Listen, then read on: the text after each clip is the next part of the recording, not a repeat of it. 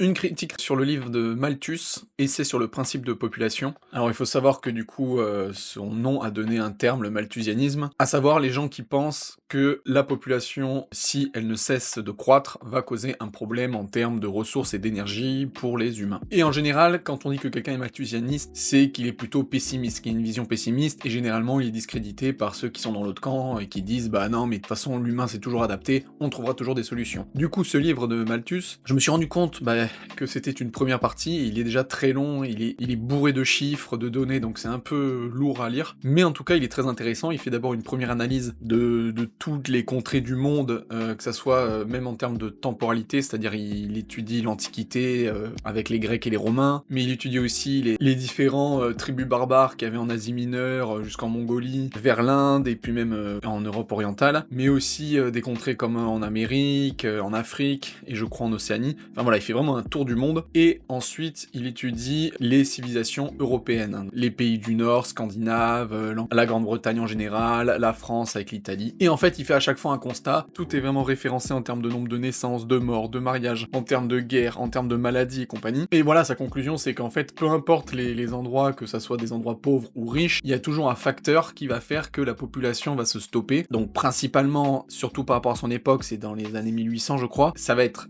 les guerres, les maladies et les famines, qui vont faire qu'à chaque fois ça va stopper le processus, et ensuite les ressources. Il en parle donc voilà que justement un territoire qui est limité en ressources ne peut pas croître indéfiniment par rapport à sa population. Et donc voilà, le livre en soi, je le trouve bien, il est très bien documenté, mais le problème c'est que ces points qui fait que lui il dit que voilà la population ne peut pas augmenter indéfiniment, c'est des trucs qui nous aujourd'hui sont surpassés, c'est-à-dire que tout ce qui est, bon, il reste les guerres, mais sinon déjà il y a un climat qui est quand même beaucoup plus pacifié, hein, mine de rien, peu importe les guerres qu'il y a en ce moment dans le monde, par rapport à avant, le monde s'est vachement plus pacifié. Ensuite, tout ce qui est famine, c'est avec le mondialisme, on est beaucoup plus tranquille, et les maladies pareil, avec la médecine. Déjà ça c'est des facteurs limitants qui permettent à la population de croître. Et ensuite, le dernier point c'est les ressources. On se rend compte qu'on vit beaucoup plus avec beaucoup plus de moyens, de technologie, de confort qu'avant.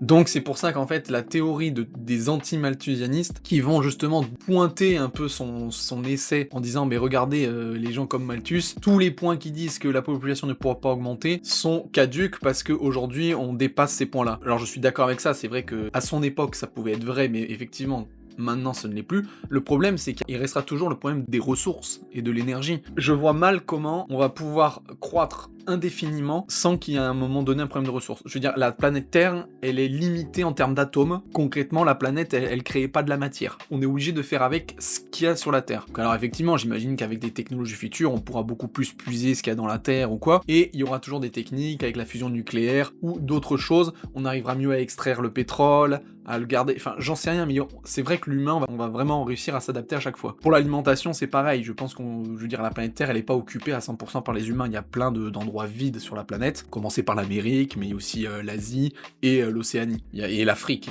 aussi qui est vraiment vide en termes de densité. Donc je pense effectivement que l'humain est capable de s'adapter à chaque fois, de s'améliorer, mais il y aura quand même un moment donné où la population devra se maintenir. Déjà, même aujourd'hui à 8 milliards d'habitants, c'est mal réparti, c'est-à-dire qu'effectivement on pourra peut-être vivre à 20 milliards d'habitants sur la planète Terre, mais il y aura 15 milliards de pauvres. C'est ça aussi qu'il faut savoir. À quel point on considère que l'humanité peut augmenter de manière sereine, et à quel moment, voilà, il faut arrêter. Là, aujourd'hui, actuellement, à 8 milliards, tous les humains pourraient vivre normalement, je pense, si on améliorait les choses, mais je veux dire, vivre à 10 milliards, 12 milliards, 15 milliards, ça posera forcément des problèmes pour nourrir tout le monde. Et en termes d'énergie, et de ressources, pour vivre en gros comme un Européen et un Américain moyen, c'est juste impossible avec nos ressources sur la planète Terre. En fait, peu importe ce qu'on avance comme idée, je reste convaincu que Malthus, et donc l'idée du malthusianisme, reste vraie. C'est qu'il y aura forcément une limite à cette croissance de la population. Peu importe quelle sera la limite, mais elle sera là un jour ou l'autre.